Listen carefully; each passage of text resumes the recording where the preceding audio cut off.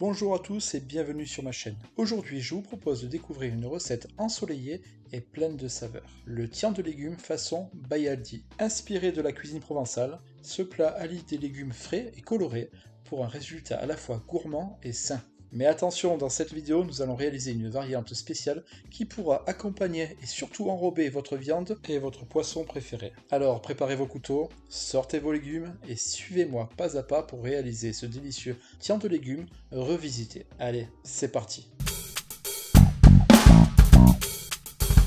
Après avoir nettoyé tous les légumes en les rinçant soigneusement à l'eau froide, nous allons préparer maintenant la recette. N'oubliez pas, vous trouverez la liste complète des ingrédients ainsi que les quantités exactes dans la description en bas sous la vidéo. Là bien sûr, je ne vais pas vous faire de dessin. On va d'abord retirer le pédoncule des aubergines. Et ensuite on enchaîne sur celui des tomates. Et on n'oublie pas les extrémités des courgettes. On enchaîne en épluchant les gousses d'ail. Et la petite astuce pour faciliter le retrait de la peau de l'ail, c'est de les faire tremper dans de l'eau froide pendant environ 20 minutes avant de les éplucher. Vous allez voir, ça va rendre l'opération beaucoup plus facile et surtout plus rapide. En gros, ne faites pas comme moi maintenant, anticipez votre recette. Pour la courgette, nous allons commencer le taillage en biseau. Attention, c'est important pour obtenir de grandes tranches qui vont s'intégrer parfaitement dans notre tian. Ensuite, je vous conseille d'utiliser une mandoline pour gagner du temps et obtenir des tranches régulières. Ça va vous faciliter le travail. Mais si vous êtes tenace de la découpe, n'hésitez pas, vous pouvez aussi le faire avec un couteau. Ensuite, découpez les aubergines en rondelles d'environ 1 demi-cm d'épaisseur pour que tous nos légumes cuisent de manière uniforme. Pour les tomates, on va faire comme pour les aubergines, on va les couper en rondelles et toujours 1 demi-cm d'épaisseur. Et surtout, ne vous découragez pas. La préparation prend du temps, certes, mais une fois terminé, le montage de notre tian de légumes sera un jeu d'enfant. Et pour conclure avec la découpe, nous passons à l'ail. Assurez-vous de le tailler aussi finement que possible pour qu'il fonde parfaitement lors de la cuisson. La mandoline peut être une bonne option si vous n'êtes pas à l'aise avec un couteau. Mais dans les deux cas, attention à vos doigts. C'est maintenant l'heure du montage de notre tian.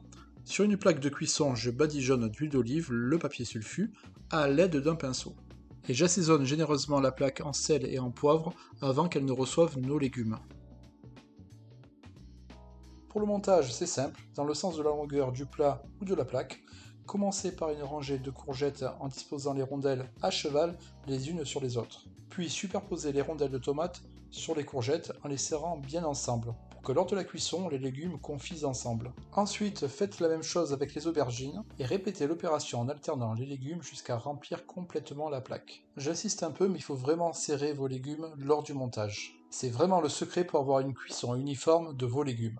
On ajoute ensuite les tranches d'ail par-dessus les légumes, ce qui va donner une touche savoureuse à notre tian. On passe ensuite à l'assaisonnement, donc on va mettre du sel, là on peut être généreux. Le poivre, c'est la même chose, il faut être généreux parce que le légume va se nourrir de cet assaisonnement. On y dispose de manière uniforme les herbes de Provence.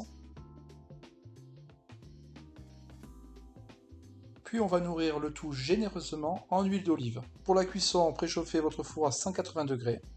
Couvrez le plat avec du papier aluminium et enfournez pendant environ 1 heure, en retirant le papier aluminium à mi-cuisson pour permettre aux légumes de dorer légèrement sur le dessus. Cette recette simple mais savoureuse est parfaite pour enrober vos poissons et vos viandes, leur apportant une délicieuse touche de Provence. Elle est aussi excellente en entrée sur une pâte feuilletée, accompagnée d'une petite salade, vous allez vous régaler. N'oubliez pas de vous abonner si ce n'est pas déjà fait pour plus de recettes. Je vous dis à bientôt et bon appétit.